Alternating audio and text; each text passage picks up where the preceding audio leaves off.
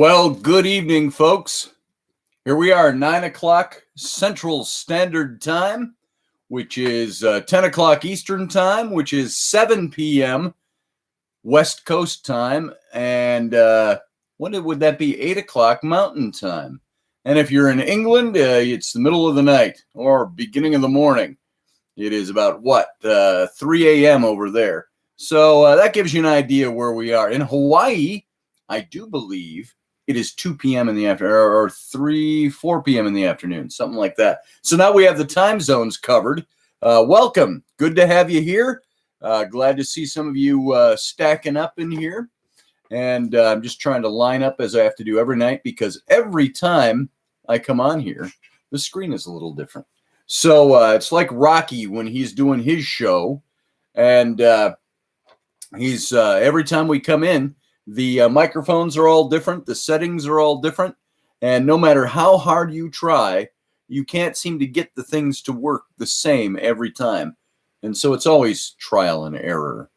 And tonight, we're going to do a little reading, the ongoing reading of the secret history of the Reptilians. And tonight's chapter is going to be covering, and I don't know how lightly or heavily I touch this. You know, part of what I'm doing with these readings, I'm, in a sense, re-surprising myself with the information, because I don't take the book and reread it to prep for the reading like tonight. I didn't read the chapter for tonight. I looked at it to see how many pages it is. It's not a very long chapter. It's about 10 pages compared to the 20 and 30 page chapters we've been doing. But I do that so I'm entering it fresh, and I can see, I can read it like I'm a casual reader off the street. Now, while I wrote the information in this particular book 6 years ago, I'm still finding that by not reading it ahead of time for these readings, it's all fresh to me again, too. And so sometimes you'll find I rabbit trail and I say, you know, that sentence I just read, let me tell you a little bit more about that. Then I find the next paragraph, I'm saying the same thing in the book. So while I have said some of my thoughts have changed on these books, at the same time, many of them have stayed the same. And some of it is my inclination to default to the alien aspect or the extraterrestrial aspect. I have tucked that all very neatly into the mythological category, or as like the subtitle of this book even says, it's The Secret History of the Reptilians, the pervasive presence of the serpent throughout human history, religion, and alien mythos. And so while there are some of you who listen to these readings and you have a firm opinion in your head of what you think the reptilian thing is all about, and many of you think, hey, this is there are really aliens out there. There are really extraterrestrials who visited us, and some of the mysterious stuff that's out there. Yet, at the same time, we have to ask ourselves if that's all mythology. Like last night, we talked extensively, and I rabbit trailed extensively on the psychological aspects. Freud and Adler, how Freud, basically, his key to psychoanalysis was looking backward and saying you pull all the things from your past that deposits you in your current or in the present. And Adler, who said the opposite. It's you're looking to the future and drawing yourself into the future with the goal you have set there, or the thing that you see, or where you want to go. And it's the same thing with all of this stuff, is that I look at that and say, what is the need we have psychologically to have this kind of stuff govern the way we think about things? We do the same with religion. We do, and all of this stuff really, for me, fits into that same category as religion, because if it's not biblical mythology, which is the way I characterize certain aspects of the Bible, biblical mythology versus if you will, earthly mythology or celestial mythology, things like that. These are all things that we put a certain modicum of faith in to believe what we believe about them. Unless you are an experiencer and you have had firsthand experience in these things, we are all just looking at it very subjectively because we haven't been there. And so the information we glean is not one that is not data that has usually been substantiated by anything other than people's claims or anecdotal evidence or seeing things in the sky. And by the way, seeing a UFO in the sky doesn't necessarily mean that you can prove that there are extraterrestrial beings, because there are many who think that the UFOs we experience are earthbound UFOs and might even be governmentally run, things like that. So there's all these different answers that are out there. So you have to look at this stuff with a sense of skepticism. And again, unless, like I said, you're an experiencer. Rocky and I had Peter Robbins on the show this past Sunday night, which was Monday morning out east. And his sister experienced these things. Peter experienced these things. And they are very credible individuals. And so when you know that somebody isn't given to peyote bouts when they're 13 or 14 years old, you know that what they have seen is probably fairly credible, as is the case with Peter's story. I also once had an interview where, if you remember Whitley Strieber, who wrote the book Communion, and several others after that, about his abductee experiences. He had me on his show when my book, The Rise and Fall of the Nephilim, came out. And so I was on his radio podcast, Undiscovered Country. And he interviewed me, and I said in the course of conversation, and I've told this little story a couple of times, I said to Whitley, I said, you know, Whitley, you are what the world considers a crackpot. And he kind of paused for a second and said, where are you going with that? And I said, you're a crackpot in the sense that you are the only guy who was there to witness your experience. You know it happened to you, but trying to tell the world that that happened to you requires either people being faithful and accepting your credibility, or people calling you a crackpot, saying, you don't have any idea what you're talking about, dude. And I said, that's why you're a crackpot. I said, it's much the way Moses did, the burning bush experience. Moses had a celestial experience at the burning bush, according to biblical mythology. And that experience, I call it that because he was the only guy there. He's the only guy who saw it, and he's the only guy who wrote about it and passed on his experience. But that experience was the fire to him establishing the Jewish religion, encoding for the first time Judaism. And it carried him through the rest of his life, you know, with hundreds of thousands of followers. And so there we go. And now let me say hey to everybody. Audrey, nice to have you here. Lola, good to have you. Leslie, nice to see you. And Fran, nice to have you here. And there might be some people viewing that aren't even in the chat room. Holly, nice to see you here. Lisa, Jewel, glad you're here. And I'll catch you all as you come in, as I see you. You know, I was going back today through some of the comments from last night, and I think sometimes I'm so impassioned about the things I'm either talking about or reading, I miss what's being said just by my eyesight right there on my screen. But I miss that because I'm talking to you. I need to look over this way a little bit more because there was really some good stuff that was going on in the chat last night. And Chris, aloha. Good to see you, my friend. What time is it in Hawaii? Is it 4 p.m. in Hawaii right now? Is that the time difference? Amanda, good to see you down under. And no euphemism there. And let's see, you're in Australia, so you're 14 hours ahead of me. It's 11 o'clock in the morning for Amanda. So 12 p.m. Eastern. There you go. So we do have an international audience, which is very nice. It's very fun. And Chris, yep, you're 4 p.m. My twin daughters who have the Mermaid Tail Company, lived out on the Big Island for a couple of years. They moved away from there about 3 years ago now.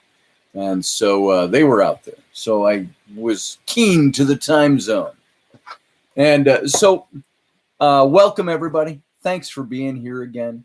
I appreciate you being here more than you can know. Let me do a little advertisement. We've got over at my website, my Etsy site. It's etsy.com/shop/son-of-a-patriot.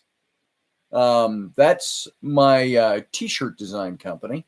And you can go over there, and for between now and next Monday, I'll probably extend it a couple of days because we had some requests, one from Amanda and from some other people. We'll probably extend it out to next Wednesday so everybody can take advantage of the 20% off sale we have going on. It was commemorating my wife Rainey's birthday, which was Monday. And so we put 20% off everything. And it only applies once you buy 2 or more items, meaning buy a t-shirt and a coffee mug, or 2 t-shirts, or a t-shirt and a hoodie, or whatever combination you want. And the site will automatically knock 20% off of your order. And there's some cool shit over there. I'm telling you what, I do all the design work myself. You'll enjoy the design work. There are things from patriotic tees that are, I try to say I stay nonpartisan in those things. I'm not going right or left in those, but things that pertain to just being a patriot and loving your country. Other than one shirt, and you'll know what that one is when you see it. That was one of the earliest shirts up there. And I've got other stuff I've started putting in there. Things about Senenmut, which was out of my reading out of The Rise and Fall of the Nephilim.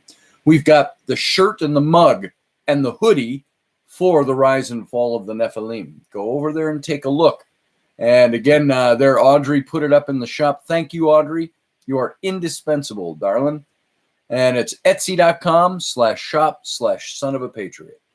And so go over there and take a look. Amanda, yes, it's a worldwide thing. Are you talking shirt sizes, or are you talking the show? Men's V-neck X's and hoodies, like V-neck men's.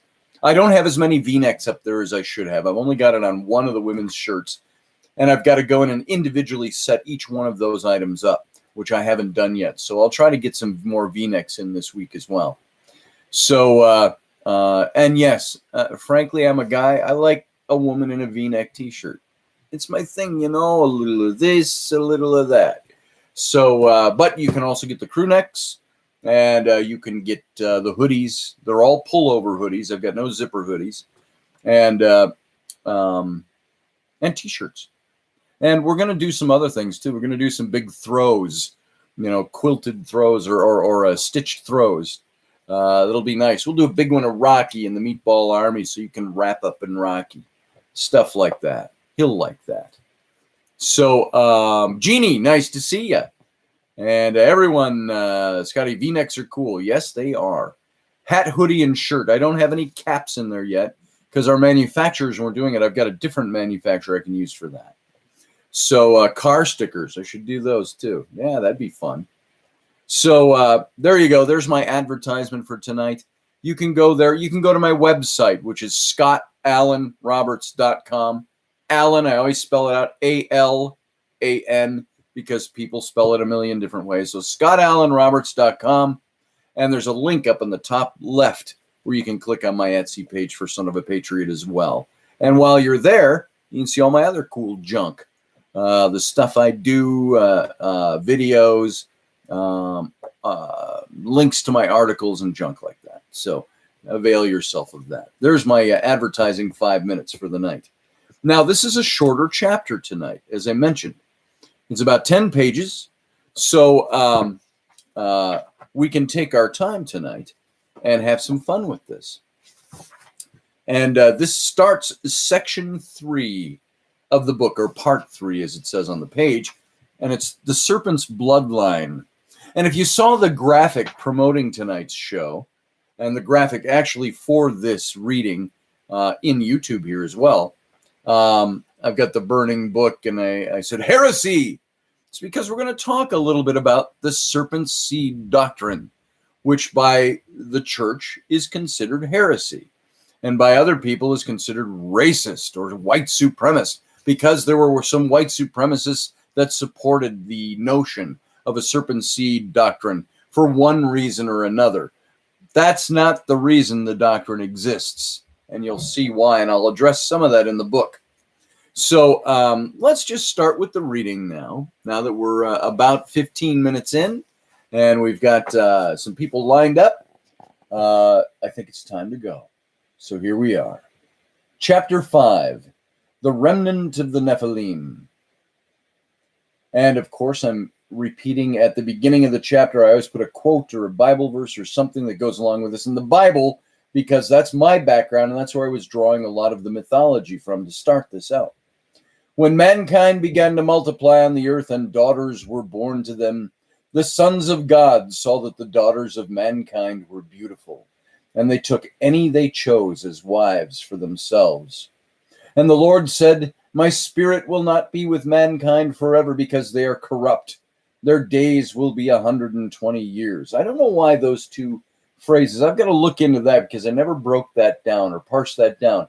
Why those two sentences go together here. Because mankind is corrupt and their days will be 120 years. I'm going to see why that's worded that way. The Nephilim were on the earth both in those days and afterward, when the sons of God came to the daughters of mankind and bore children to them.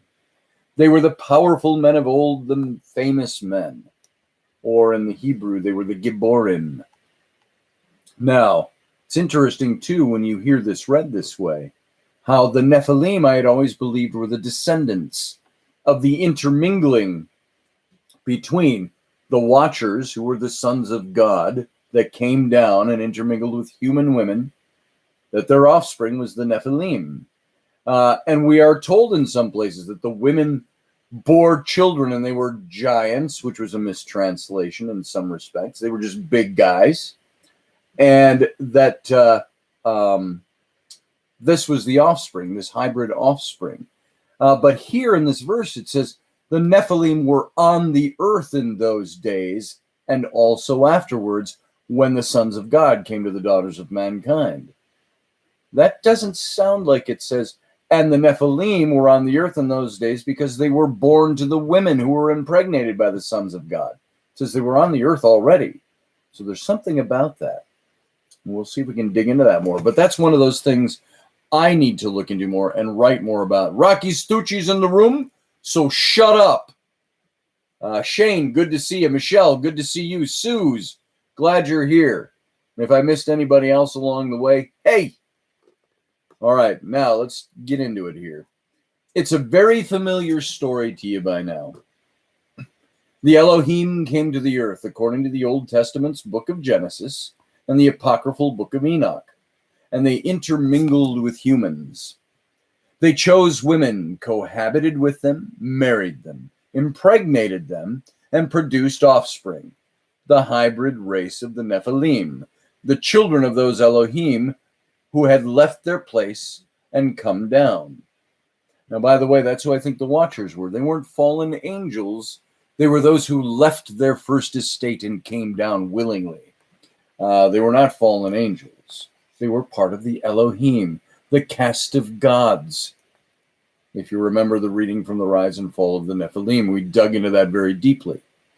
And the children, as I just said, may not have been the Nephilim at all. That they may not be the offspring. They may have existed on the planet as different than the offspring of the celestial mixing. Now, prior to those events, one of the Elohim, forever known as the serpent character, Nakash, had an intimate encounter with Eve in the Garden of Eden, revealing forbidden knowledge and impregnating her with his seed, producing the very first of the human Elohim crossbred Nephilim. Cain, the son of Adam and Eve, was really the son of Nakash and Eve. According to the religions wrapped around the events of the book of Genesis, the part of the hybrid race of Nephilim that had encompassed all of the known earth corrupting the bloodlines of humanity up until the time of Noah. There is no direct information on this point of detail, though it can be extrapolated from the rest of the information that this is probably so. There are sometimes you can draw conclusions based on the things that you see. I'm wondering if it feels like I skipped something. Yeah, I did. I skipped a page. Sorry about that. I just gave you a sneak peek. Let's start that sentence again. According to the religions wrapped around the events of the book of Genesis, the consequence of this activity was the fall of humanity, and that activity being the impregnation of Eve by the serpent and her bringing it to Adam, and so on. It was the fall of humanity from the grace of God, spiritually ushering in the need for a system of God's blood redemption and a Savior who would be their Messiah, the Kinsman Redeemer. The God of the Hebrews cursed the Elohim, Nakash, prophesying perpetual conflict between his offspring and the offspring of the human woman, Eve, who is the mother of all humanity. What followed in the biblical record were lengthy catalogs of the descendants of Adam, which we have noted did not include Eve's firstborn sons, or twins, Cain and Abel. Cain, as he was the child of Nakash of the Elohim, and Abel as he was the son of Adam, the human. This genealogical record was set in place to establish the pure, quote-unquote, human bloodline from which the Kinsman Redeemer was to come. The Kinsman Redeemer had to be one of us. And so therefore, the Kinsman Redeemer had to come from a pure human bloodline, not one tainted with the blood of the Nephilim or the blood of the Watchers. This genealogical record was set in place to establish, the pure bloodline. What is glaringly left out of the biblical count, though, is the line of Nakash. We read that Cain was banished from Eden after murdering his younger twin brother, Abel.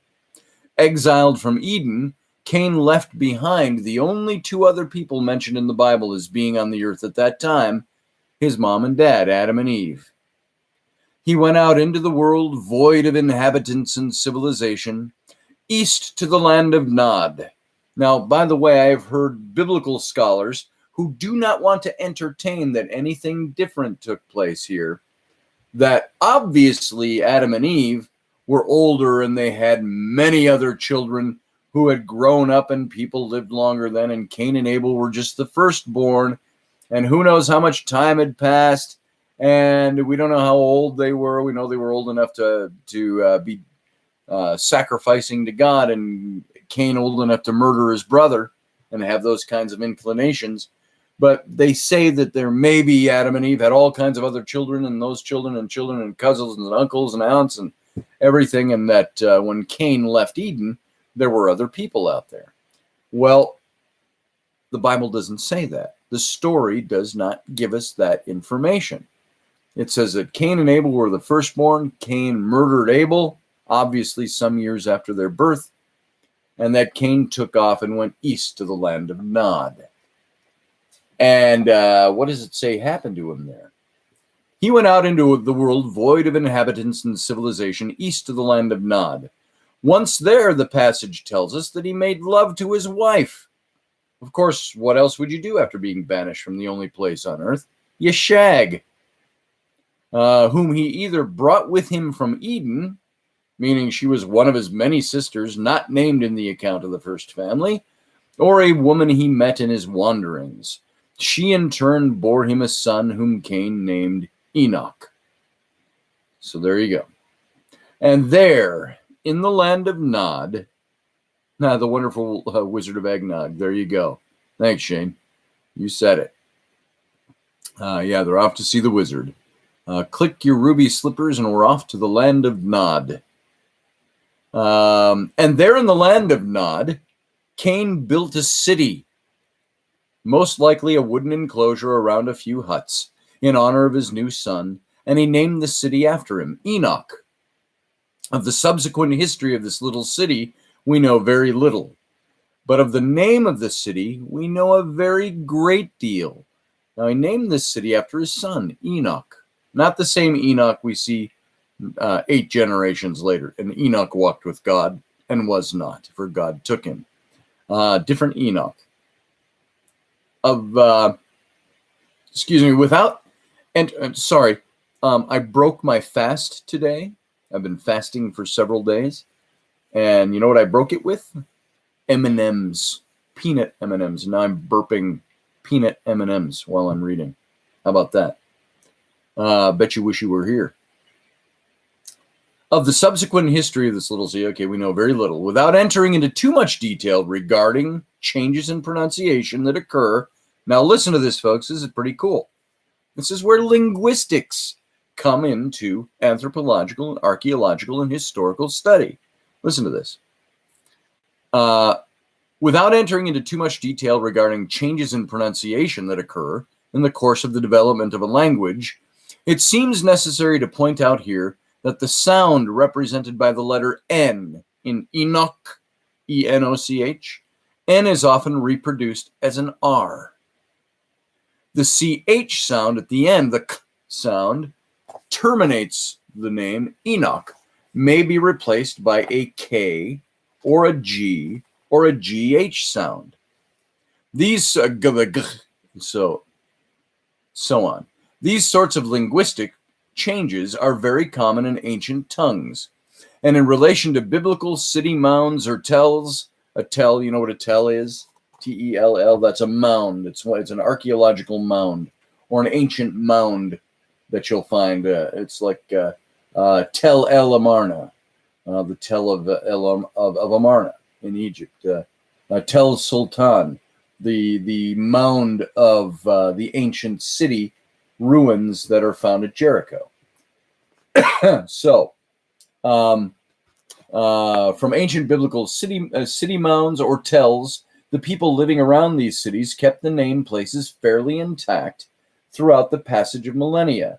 This revealed a very important city in antiquity that appeared under the name Uruk.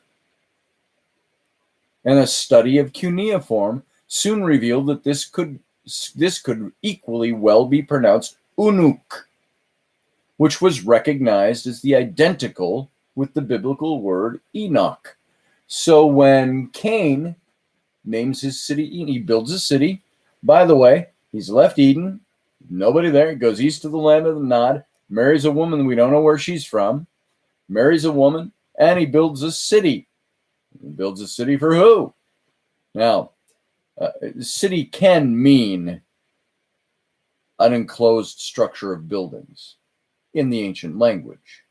So it could just be that, or it could be a city for other people from where he got his wife.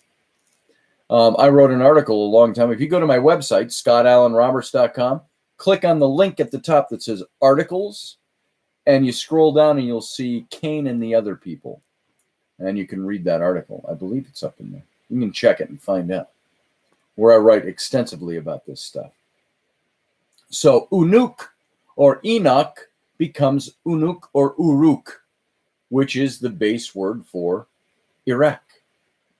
What is more interesting is that the name Uruk, Unuk became synonymous with the word city. And not simply a mere city, but a city of great historical importance. The word in its raw form actually means the first city. What is Nod is the biblical, or is the Hebrew root of the verb to wander. So he went east to the land of to wander, or of wandering. And it's obviously an etymological causation intended to explain the wandering nomadic lifestyle of Cain and his future putative descendants, the Kenites. This sort of play on words is typical of rabbinic writings and suggests that this is a later scribal interpretation, which was more than likely inserted to suggest Cain's descendants were without territory. In other words, they were nomads. Additionally, the Hebrew language did not exist prior to the time of Abraham, who lived some 4,000 years after the time of Cain. The language Cain and his descendants would have spoken was probably a Nilotic Cushite language, closer to Old Arabic or Dedantic or Dedanite. So although Cain built the first city, his descendants were forever known as wanderers, those without home, territory, or place to exist. And these were the offspring to Nakash. I don't know if you can hear it. My wife is yelling up a storm out there. I think the kids must be giving her a hard time. So it's like bedtime. I just posted a thing on my Facebook this morning about, the comedian Jim Gaffigan. He's talking about putting kids to bed. He goes, I got 4 kids. He says, bedtime is like a crisis zone. And he said, they're always fighting, always not wanting to. Do you guys have kids? You know what it's like. I know a few of you who have kids. And you know what that's like, putting kids to bed sometimes. They treat bedtime like it's a new thing every night. What? No, I don't want to go to bed. What is this bed thing? And then, as Gaffigan said, he says, it's kind of like they take shifts too. He says, you can see the kids fake sleeping in there, but really when you turn your back, walk away from their bedroom, he says, the one's going, okay, you got 2 to 3, I'll take 3 to 4. And we'll go in and wake mom and dad up or make noise. And and that's the thing with going to bed. So if you got kids, where did I get that from? I was talking about something in here. It's interesting to note that the Nephilim mentioned in Genesis 6 are offspring of the sons of God. Now, I'm not so sure about that anymore. That's one of the things I've changed my view on. The B'nai Ha-Elohim, they are not the children of the serpent. Nakash was not their father.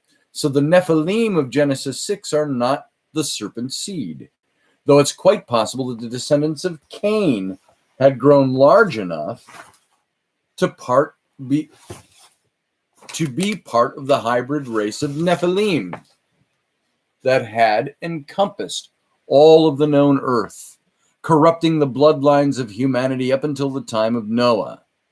There is no direct information on this point of detail, though it can be extrapolated from the rest of the information that this is probably so.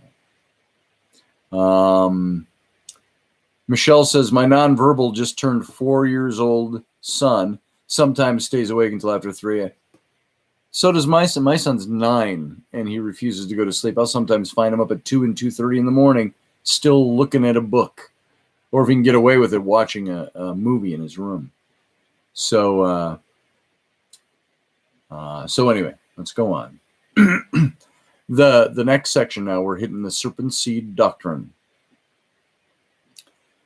So many times and in so many ways, current Christianity operates under presumptions that the text from which they pull their doctrine has been accurately translated, or presents a factual accounting of what they think they are understanding. Never is this truer than when fundamental Christianity takes dogmatic stances on the person and character of Lucifer, Satan, the devil, as well as the passages used to substantiate his presence in the Bible and in important doctrine establishing passages of Scripture.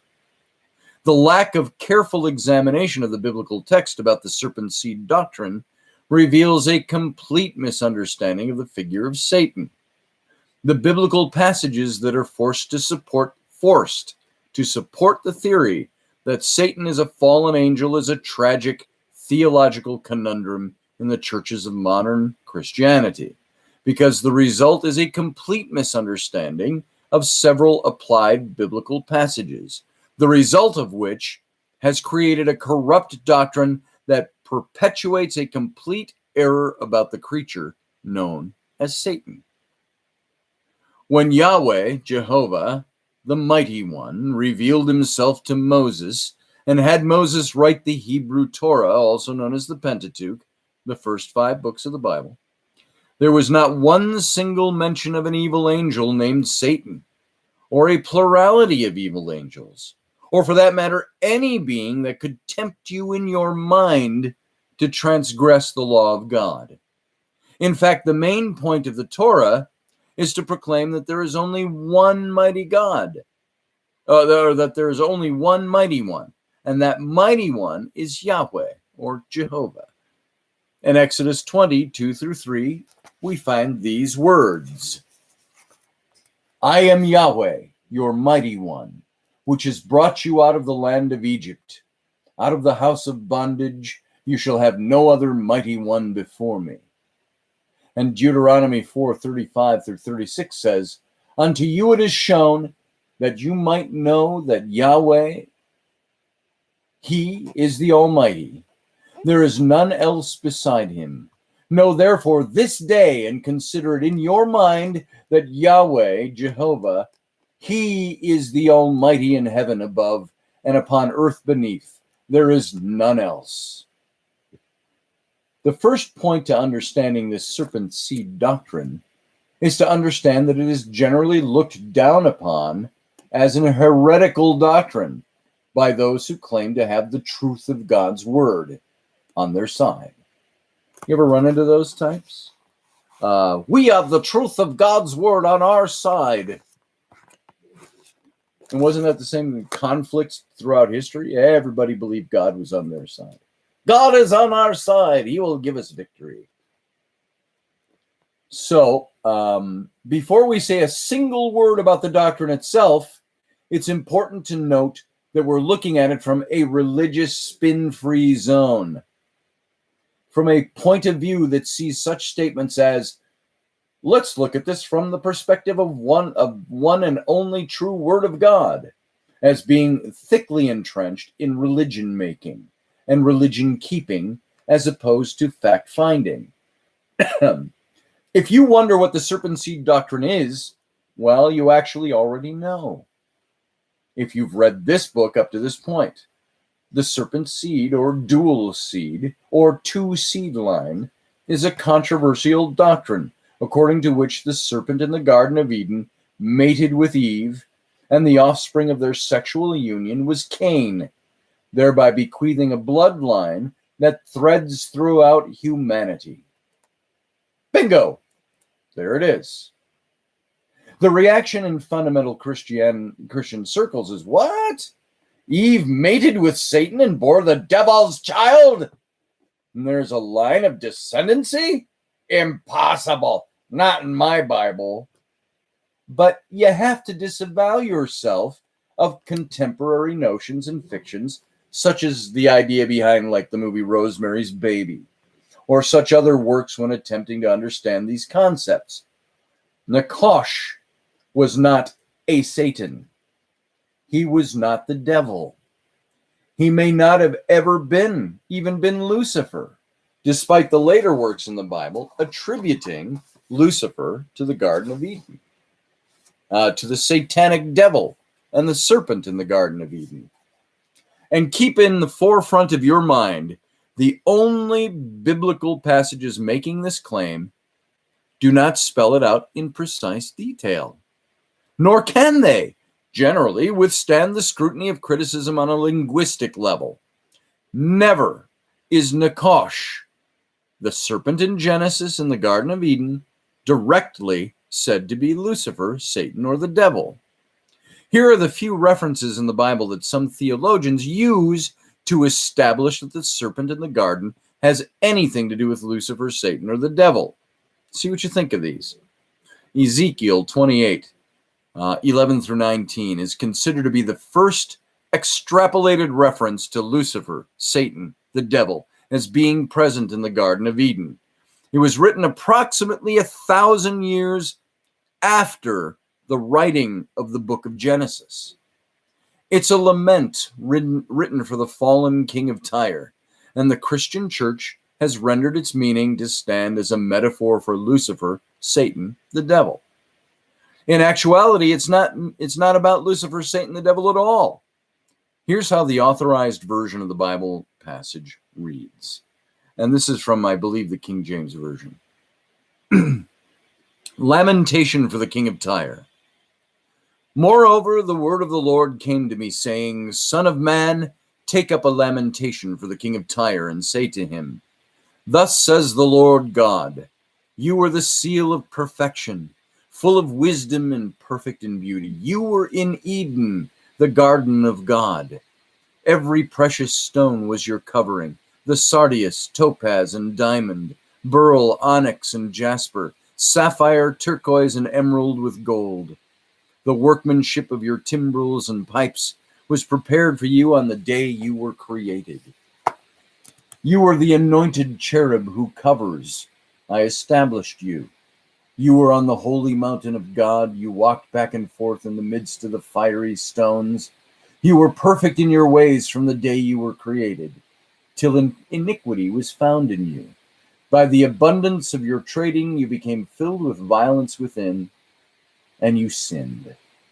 Therefore I cast you as a profane thing out of the mountain of God, and I destroyed you, O covering cherub, from the midst of fiery stones. Your heart was lifted up because of your beauty. You corrupted your wisdom for the sake of your splendor. I cast you to the ground. I laid you before kings, that they might gaze at you. You defiled your sanctuaries by the multitude of your iniquities, by the iniquity of your trading. Therefore I brought fire from your midst. It devoured you. And I turned you to ashes upon the earth in the sight of all who saw you. All who knew you among the peoples are astonished at you, and you have become a horror and shall be no more forever. However, there are many translation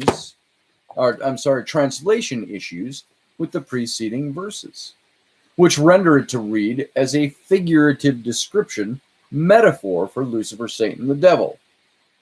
On examination, it says nothing of the sort. Here's how the passage is rendered in the Hebrew language in which it was originally written. Compare this to the rendering of the passage above that we just read. It goes like this. See how this sounds. And the word of Yahweh came to me, saying, Son of man, raise a dirge over the king of Tyre. Say to him, the master, Yahweh, says this, You were once a seal print, exemplar, of perfection, full of wisdom, perfect in beauty. You came into luxury, a paradise from Elohim. Gems of every kind were your covering, sardine, topaz, diamond, chrysolite, onyx, jasper, sapphire, carbuncle, emerald. Your jingling beads were of gold, and the spangles you wore made for you on the day of your birth. I had provided you with a guardian cherub. You were in the set-apart mountain of Elohim, and you walked proudly among the stones that flashed with fire. You were blameless in all your ways from the day of your birth until iniquity came to light. Your busy trading has filled you with lawlessness and sin. So I thrust you down from the mountain of Elohim, and the guardian cherub banished or destroyed you from among the stones that flashed like fire. Your heart has made you arrogant because of your beauty. You have corrupted your wisdom because of your splendor. I have thrown you to the ground. I have made you a spectacle for other kings. So great was your sin and your wicked trading that you have desecrated your sanctuaries. So I kindled a fire within you to consume you. I left you as ashes on the ground for all to see. Of all the nations, all who know you were aghast. You became waste, gone forever. That's from the rabbinic translation. The major textual problems with the previous passage require a highly technical linguistic research, bringing in many intricate details from not only the Hebrew language, but also from the LXX, the Septuagint, or Greek translation of the Old Testament. So rather than write 10 pages of textual criticism, linguistics, and translation issues, let me simply state that the comparatives made between the king of Tyre and Lucifer, Satan, the devil, are insufficient translations, and one needs to go back to the Hebrew and the Septuagint to understand the proper translation as rendered in the second version of the passage above. Job 38:7 says this. Job 38:7 is also used to speak of the serpent before Lucifer. When the morning stars sang together and all the sons of God shouted for joy. That's supposed to be singing of Lucifer. Because Lucifer, Satan, was a created being, and because Eden was guarded by cherubim after the fall, some scholars say that Lucifer, Satan, must have been in Eden between his creation and the fall of humanity. Many scholars believe, based on Job 38:7, that all the angels, including Lucifer, were created on or before day 4 of creation week, along with the sun, the moon, the stars, only 2 days before the creation of Adam and Eve. But remember, Lucifer was a member of the divine council, one of the Elohim, the sons of God. Though Lucifer may have been the serpent, this verse says absolutely nothing about him being so. This verse also establishes for me that the days of Genesis, the creation days, first day, second day, third day, so on, were more than likely not 24-hour solar days, but probably epochs of time. If they were literal 24-hour solar days, then Lucifer decided he would take over God's throne, and rebelled and fell from grace in roughly 4 to 7 days from his moment of creation. That's another topic that we could trail off into for many pages. 2 Corinthians 11:3 in the New Testament mentions the serpent in the garden, but makes no connection to Lucifer or Satan. The following is a comparative statement, not an identifying one. It says, "But I fear lest somehow, as the serpent deceived Eve by his craftiness, so your minds may be corrupted from the simplicity that is in Christ." Interesting verse. The book of Revelation. The following 3 passages are taken from the writings of the Apostle John, who in his old age was imprisoned for his faith on the Isle of Patmos. While he was there, he had extraordinary prophetic visions that he recorded in what is known to be chronologically the last book of the Bible's New Testament, the book of Revelation. Here are 3 references he makes to Satan, whom he calls the great dragon. They are not presented in their full context here, but are fairly standalone in their reference. They were written nearly 1,500 years after the book of Genesis was penned by Moses. Revelation 12:5 says, "So the great dragon was cast out, that serpent of old called Devil and Satan, who deceives the world. He was cast to the earth, and his angels were cast out with him." Revelation 12:13 through 17 says, "Now when the dragon saw that he had been cast to the earth, he persecuted the woman who gave birth to the male child. But the woman was given 2 wings of a great eagle, that she might fly into the wilderness to her place, where she is nourished for a time and times and a half a time." That's prophetic language, by the way. Times and a half a time. From the presence of the serpent. So the serpent spewed water out of his mouth like a flood after the woman, that he might cause her to be carried away by the flood. But the earth helped the woman, and the earth opened its mouth and swallowed up the flood which the dragon had spewed out of his mouth. And the dragon was enraged with the woman, and he went to make war with the rest of her offspring, who keep the commandments of God and have testimony of Jesus Christ. I've always said I wonder what John was smoking on the Isle of Patmos when he saw this stuff. Is it from God? Maybe. Revelation 20, verse 2. "He laid hold of the dragon, that serpent of old, who is the devil and Satan, and bound him for 1,000 years.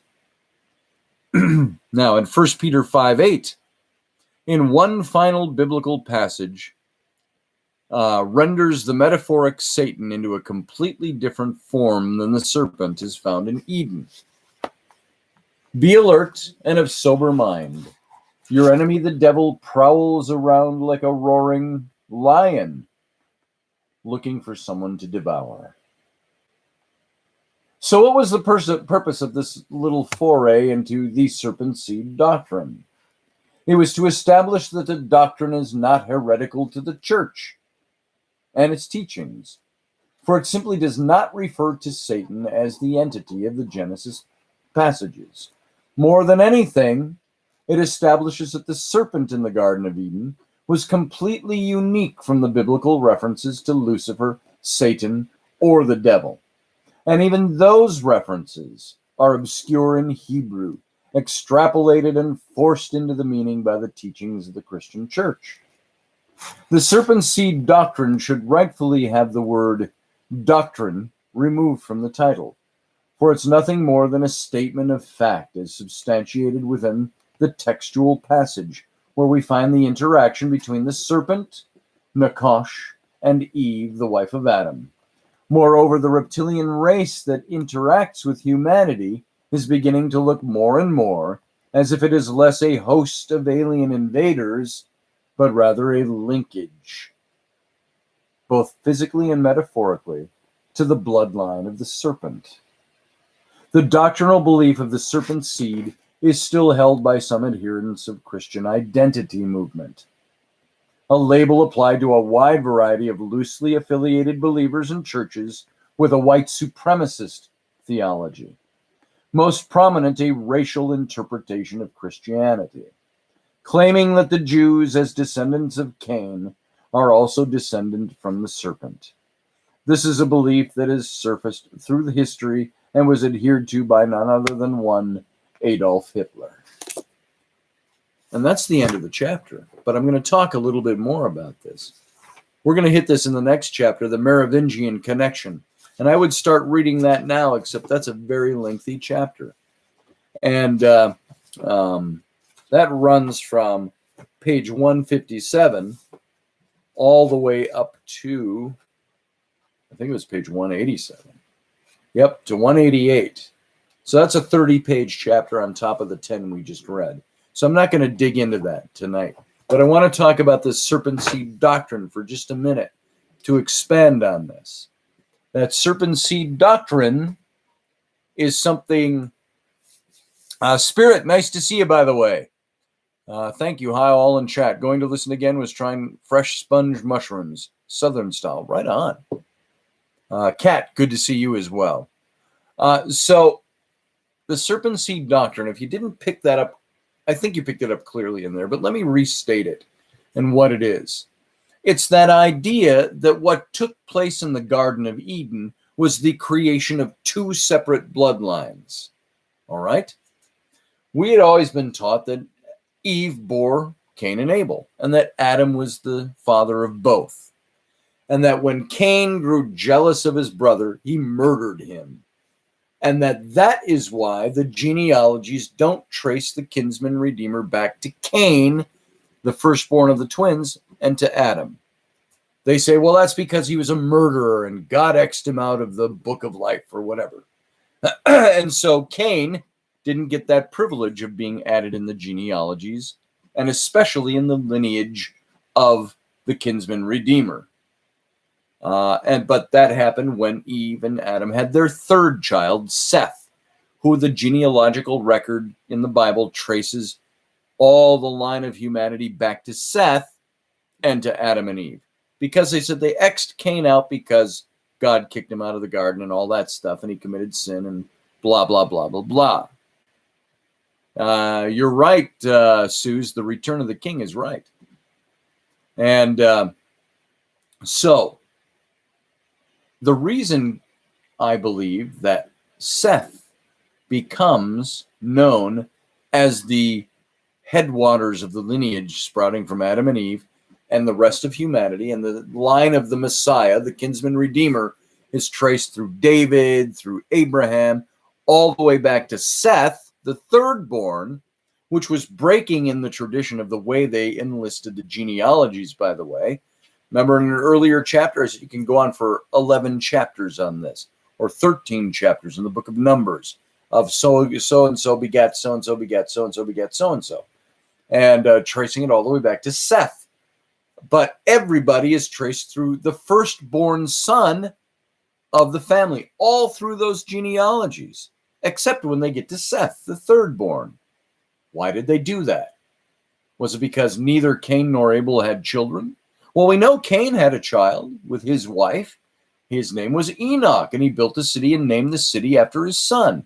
So why isn't the lineage traced through Cain? I think it's for the simple reason that the Serpent Seed doctrine exists. And that is the doctrine that says Cain was the seed of the serpent, not the seed of Adam. Same mother, human mother, but he was a half-breed, so to speak. He was that race of the Nephilim, if you will. And so here's what you've got. The Kinsman Redeemer, who had to be the one of us Redeemer, the Messiah, needed to come from the pure human blood. That's the idea.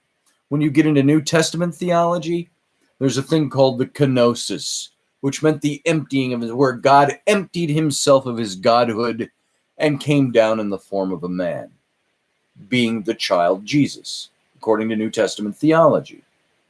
So he had to be of pure human blood, born of a human woman. The problem is, he's still a son of God. He's still like a Nephilim. He is born of the impregnation of Elohim, Jehovah, I'm trying to think, it's Jehovah, and Mary. And that's what the Bible tells us. So he's still a half-breed. But the Bible says he was fully human. 100% human, 100% God. And this was the kenosis. And they trace his lineage through Mary and Joseph both, even though Joseph was not supposed to be his blood father, trace both of them back to King David. Because after the time of David, it became important for the Kinsman Redeemer to also be of the line of David, the rightful king in Israel, which didn't exist for 1,000 years before the time of David. So the Messiah, the Kinsman Redeemer, needed to come from the line of Abraham, which was the line of Seth, which was the line of Adam. And it wasn't until they changed it up when there was now a monarchy in Israel, and the Messiah has to come from the line of the kings. So they lined him up with David. So maybe Adam had a brother, says Suze. Maybe he did. We know that he had a first wife, Lilith, which we're going to deal with in a chapter in this book. Before Eve, there was Lilith. And that's not just a mythology. It's part of the whole biblical mythology. We don't have it in the Septuagint, which became our Old Testament, but you do have it in rabbinic literature. So here's the serpent seed doctrine, is that the serpent had sex with Eve. She was impregnated by Nakash, one of the Elohim. Then you have Eve taking that forbidden fruit. Remember that chapter? Took the fruit and gave to Adam, and he took a bite. So she had sex with Adam and also bore a child to Adam. They were twins, obvious fraternal twins, which coincides with just about every first family mythology that exists out there in different religions, is that the wife always bore, the Eve equivalent always bore multiples, twins, triplets, quadruplets, quintuplets, and so on. And so she bears the twins. And by the way, it is a medically known fact that two fathers can impregnate the same woman and she can have twins. It's all timing. It's all right when it's bing, bang, boom right there. So, and it's happened. There are medical records of this. And so now you've got this twin seed going on. Remember when God pronounces the first messianic prophecy in the Garden of Eden, when he's cursing everybody for the apple scene, the forbidden fruit scene, the taking of the forbidden fruit from the tree, and all of that. He says there will be constant enmity or conflict between the seed of the serpent and the seed of the woman. There it is right there. You've got the seed of the serpent and the seed of the woman. And he says, he gives that prophecy, and he shall crush your head, but you shall have bitten his heel, which was a messianic prophecy that there would be a day when the Messiah would come, would give his life, but he would end up victorious. That's the idea there. And so you've got this serpent seed growing, and one is Cain. He goes off this way. He murders his brother, ends up going that way, but he's not of pure human blood. His descendants are the Kenites, those that came after. And now it was like 4 generations later when you've got Noah. And you're talking, they're saying hundreds and hundreds of years passed. And you've got Noah and the flood, which wipes out everybody. Well, who's on the earth at that time? It says the descendants of Adam, the descendants of Cain, the descendants of Seth, the descendants of Cain. Cain's descendants are all wiped out. Seth's descendants are all wiped out, save for Noah, his 3 sons, their wives, and probably some kids in there as well. We're supposedly all on this ark that's mentioned in Genesis chapter 6. So what you've got there is they couldn't go back through the line of Cain, the Kenites, because they didn't exist anymore after the time of Noah, for one. And 2, even if they had survived the flood, Cain's descendants were not pure human because they were fathered by Nakash and Eve. So there was actually, like, you can put it this way, there was like a celestial 3-way in the Garden of Eden. The serpent gave to Eve, Eve gave to Adam in turn. And so you have this all going on, and she bore twins. So she had a perfect Nakash Adam, what would you call it, smoothie going on in her loins. And that's what we got. So that's where the serpent seed doctrine comes from. Now, the way it's turned into white supremacy in the 20th century by the Christian, can't remember the name of the movement, was they were claiming that the Jews came out of the line of Cain. And now I don't know how they substantiate that, because the line of Cain was supposedly destroyed in the flood. But this is what they were saying, was that the Jews came from the line of Cain. And they have some discombobulated genetics going on there, how they state that the Jews were of the line of Cain, therefore they were evil, and therefore they're evil now because they're of the line of Cain. That's where that comes in. But you know what? That was contrived not even 100 years ago. The other stuff happened thousands of years ago. Patriots Corner, Eve was raped. Get over it. I don't know. Was she raped? Was that rape? We don't know. It says the serpent beguiled her. In the Hebrew, the word meant he seduced her. When he's offering up the forbidden fruit, in the Hebrew, the words for the fruit are things that were pleasing to Eve's eye, things that she knew would give her wisdom, things that she knew she would enjoy, things that looked delicious and tasty. Then it says she took of the fruit. She partook, she took, she appropriated. She did the taking, while the serpent character did the offering. And it says, and she liked it so much, she gave it to her husband Adam, who also took of it. So, in essence, what you have here, that's not rape. That's the serpent coming on the scene. The serpent character, I believe he was a beautiful, humanoid-looking character. It's like I like to say when I talk of the story of Joseph, where Potiphar's wife tempts Joseph. It says he runs off, leaving his cloak in her hand. Come lay with me. And he says, I can't do this to my master. And she grabs hold of him and he runs, leaving his cloak in her hand. I used to teach the kids in my youth group. I would tell them, what do you think that means in this passage? Do you think that Mrs. Potiphar was an ugly old cow that was trying to get him into bed and he was like, no, thanks? Or do you think he ran because he knew if he stayed, he would give in? Probably because she was some little hot hoochie mama. And so the same thing in this passage. Could Nakash have tempted Eve? Tempted being the key word. seduced Eve, offered and seduced, and her finding it pleasing, making her happy so much that she wanted to give it to Adam? Would he have done this? Would she have fallen prey to it if he was repulsive or something she couldn't recognize? No.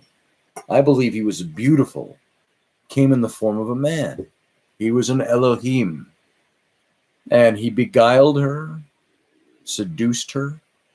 She gave in, loved it,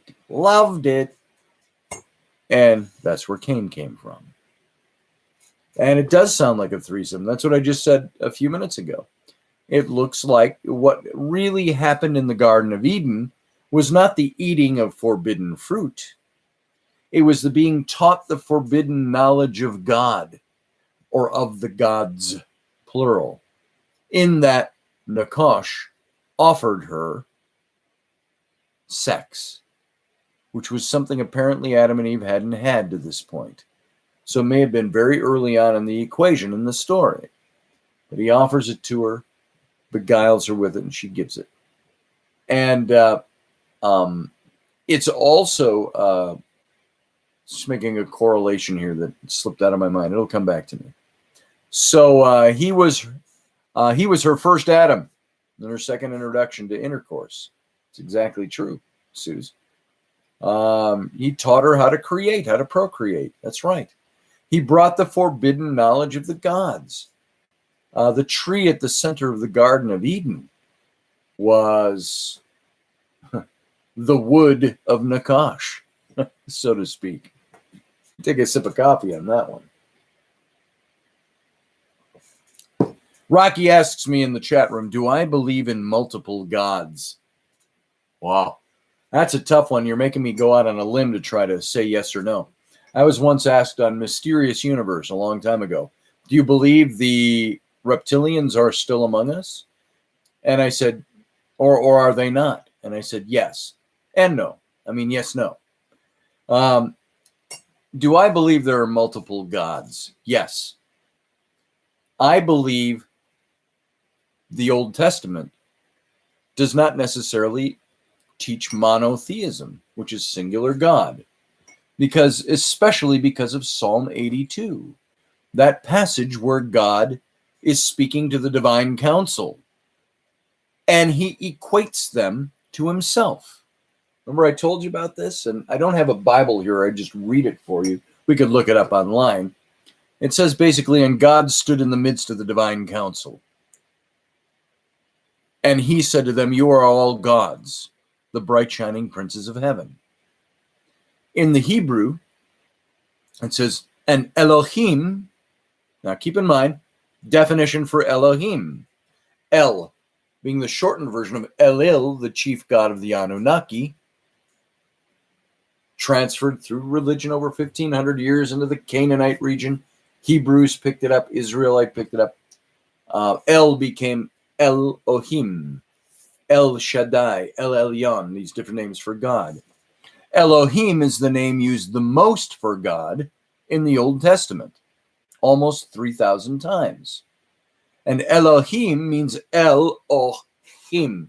When you break down the word, him is a plural suffix in Hebrew attached to a word to denote plurality.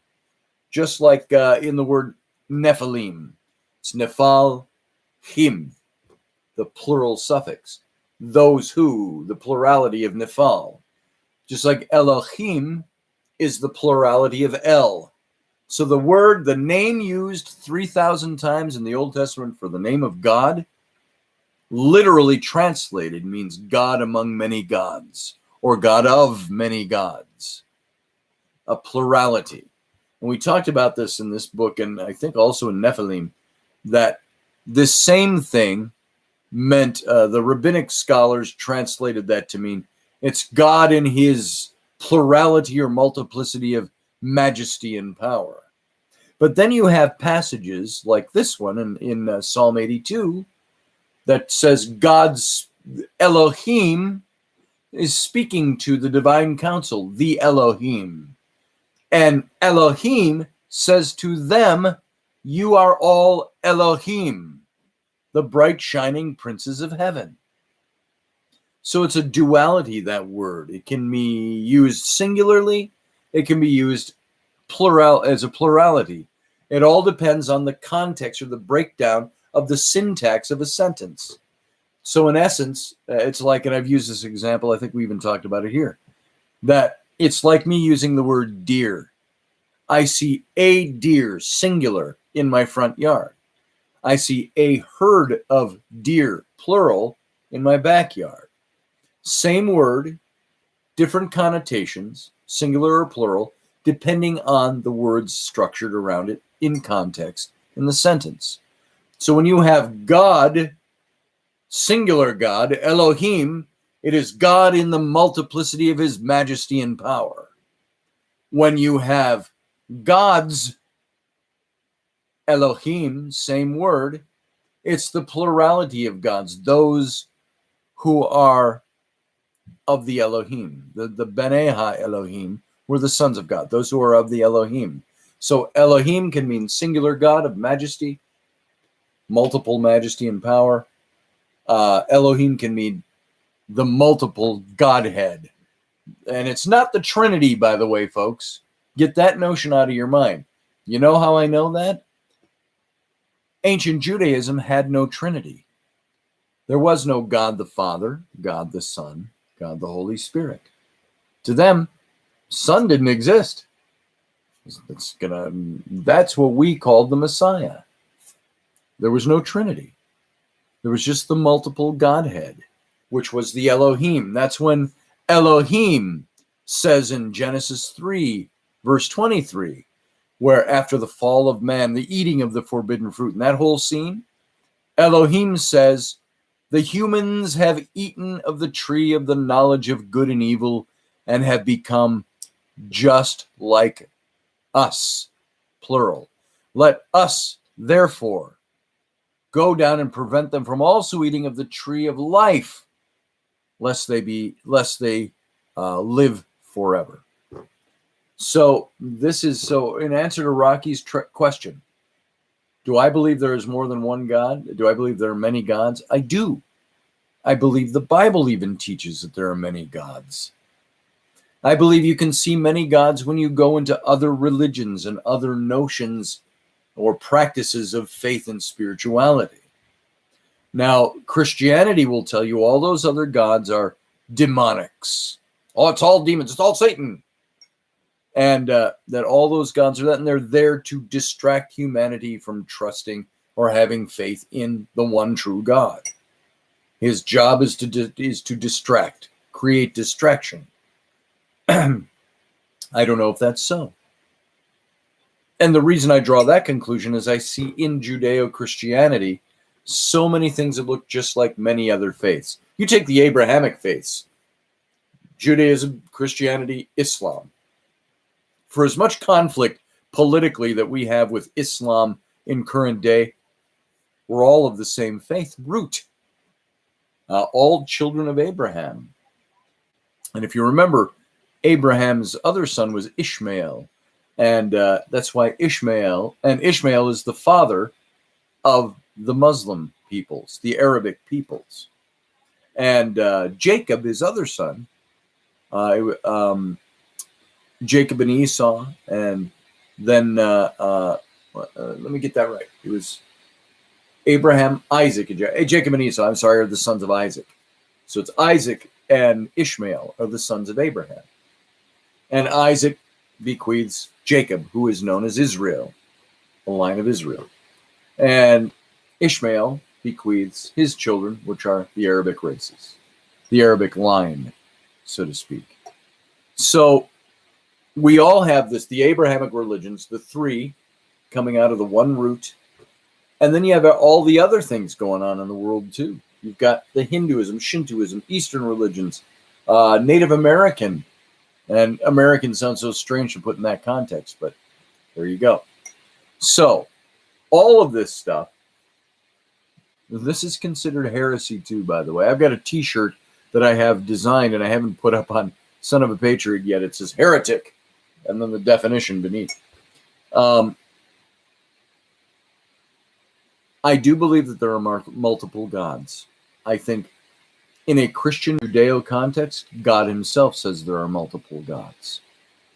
I think the gods you see in the Old Testament are from the same proto-root as where we drew the gods of Olympus. Those same things all came out of the same source materials. So you had Zeus, who was the god over all the rest of the gods. He had power over them, but he could also be overthrown by them. Interesting notion. Remember, you had Hades, who would come to Zeus. And all I remember about Hades these days is when the Disney cartoon Hercules came out. And James Woods, great conservative actor who does a lot of stuff these days. James Woods played the voice of Hades. Remember that? He had a blue flame for his hair. And somebody blew out his hair, and he goes, "Who put my hair out?" I remember that with my kids laughed their butts off to that. But that caste of gods is, I think, just like the Elohim. Elohim, the singular, was the Zeus to the rest of the Elohim, which would be the god caste. So there, Rocky, does that answer your question? Yeah, I think there's many gods. Let's see. I want to see if there's anything in here as we start to wrap this up a little bit. Let's see. The Jesuit way is to divide and conquer, with means justifying the ends, or ends justifying the means. Yes. You ever wonder why someone's computer crashes? Beware of porn. Nothing carries more worms or viruses. Okay, and so on and so forth. Okay. I'm just going to see if there's anything else in here. So Shane says, so it's not really a matter of belief. It's just what is written. Elohim is plural. Boom. Bada boom. Spot on. That's what the word means. And if you don't believe me, you can look it up. If I had the ability, and I probably do have the ability, I just don't know how to do it yet, I could throw some screens up here and show you and parse the things down, some graphics and so on, but I don't have that capability right now. I don't have the know-how. The capability is probably sitting right in front of me, and I just don't know how to use it yet. So we'll get there.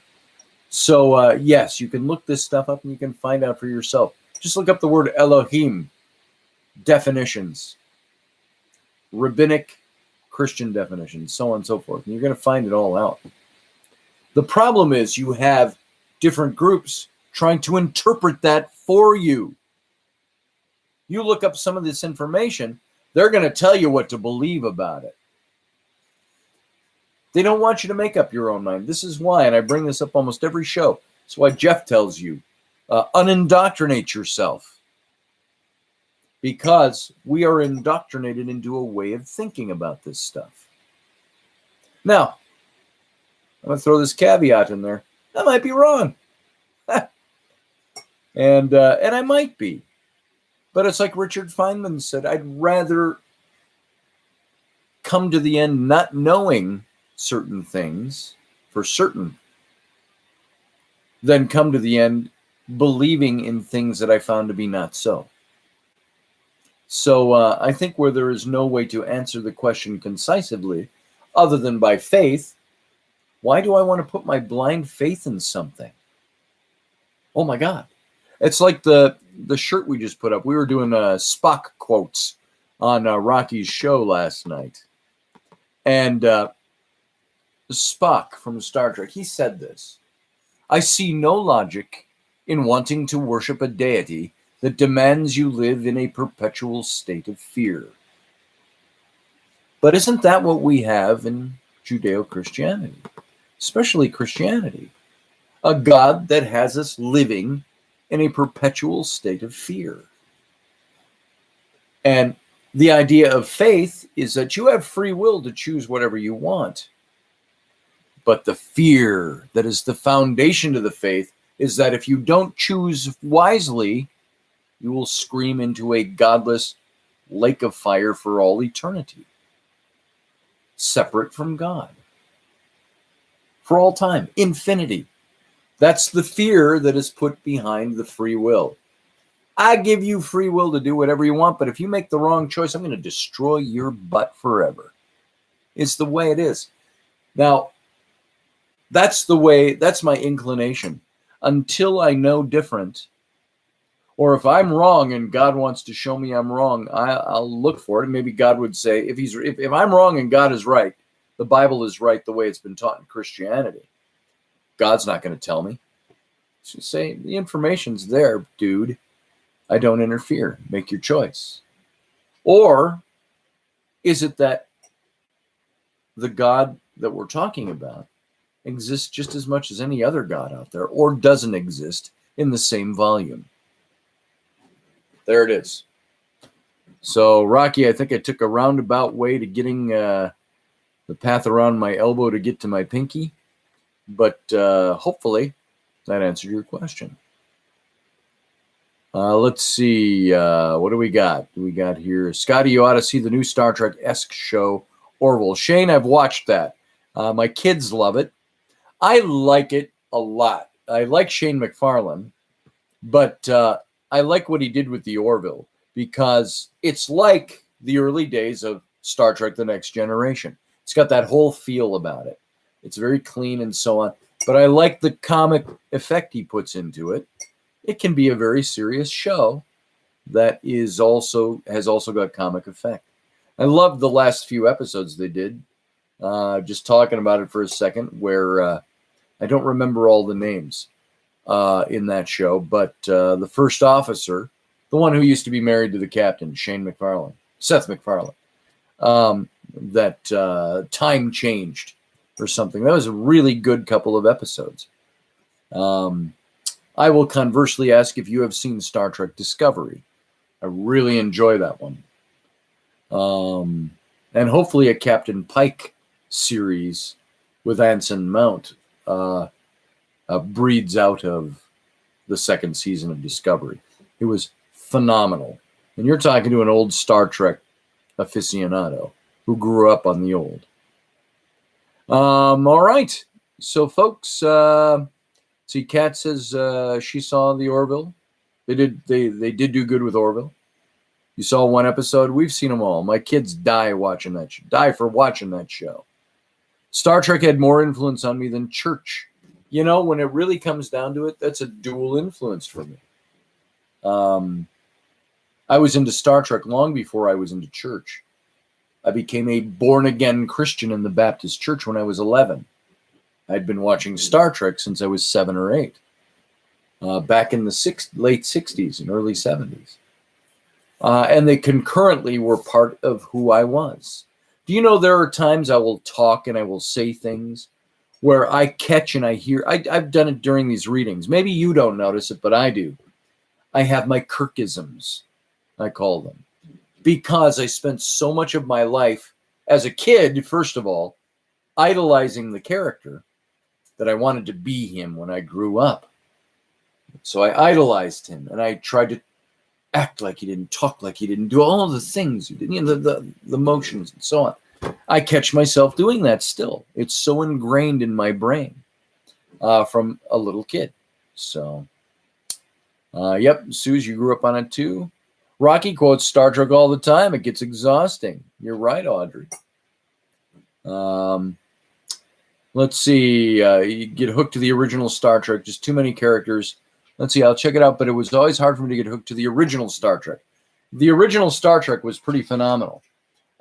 Shane, if you watched the episode, have you been watching Discovery with Captain Pike and Gregory Peck's grandson playing Spock, Ethan Peck? If you've been watching that, and they followed Captain Pike, if you remember, you may know this already, and you Trekkies know this, the original pilot for Star Trek that was filmed in 64, 65 was with Jeffrey Hunter playing Captain Pike and Leonard Nimoy playing Spock. That was the original pilot episode for Star Trek. Well, the network censors, if you know anything about Trek, turned it down. They said it was too cerebral for the public mind. And they gave Gene Roddenberry the rare opportunity to go back and film a second pilot.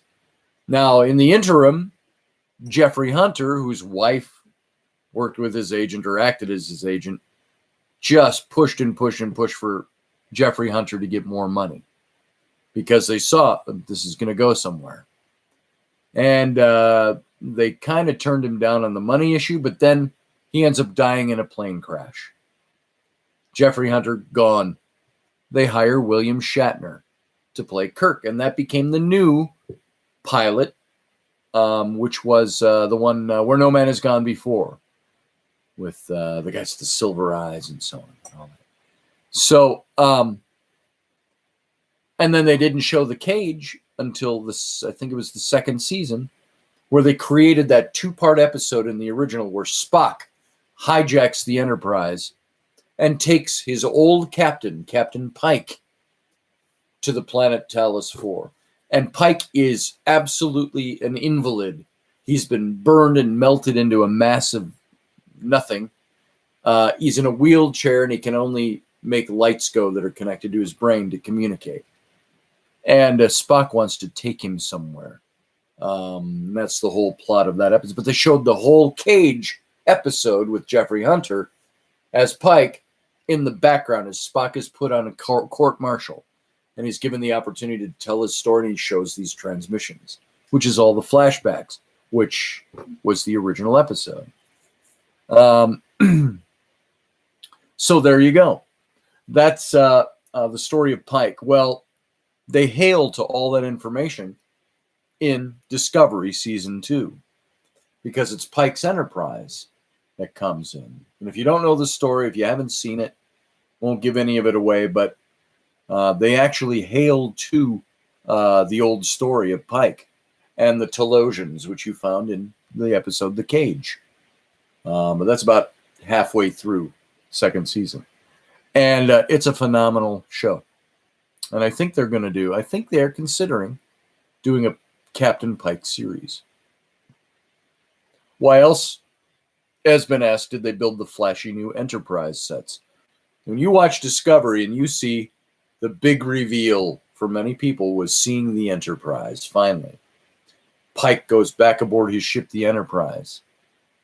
And they've built these sets that hail back to the original sets, but are just, they're expanded as you can see, like, the whole Star Trek universe nowadays, the technology.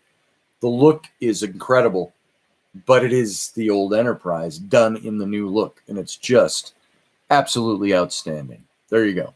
There's my Star Trek geeking out for a while. Star Trek, the Stargate universe was good too. I liked that. Okay, I saw Twilight Zone in black and white as well. As a matter of fact, when I was a little kid, I didn't know Star Trek was color because we didn't own a color TV set. We had a little black and white TV. And Kirk's shirt was always gray. And I remember when I first saw for the first time, went to a friend's house in like the 4th grade, they had color television. And we watched a rerun of Star Trek. And I saw Kirk is in this greenish gold shirt. Spock's is blue and Scotty's is red.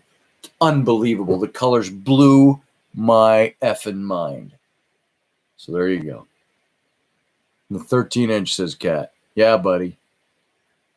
Say hubba hubba and I'll take you to task.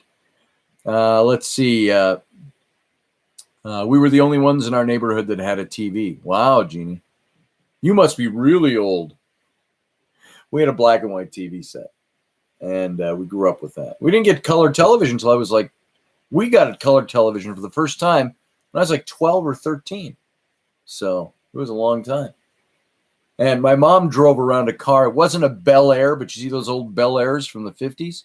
She had an old car. It wasn't a classic. It was an old car.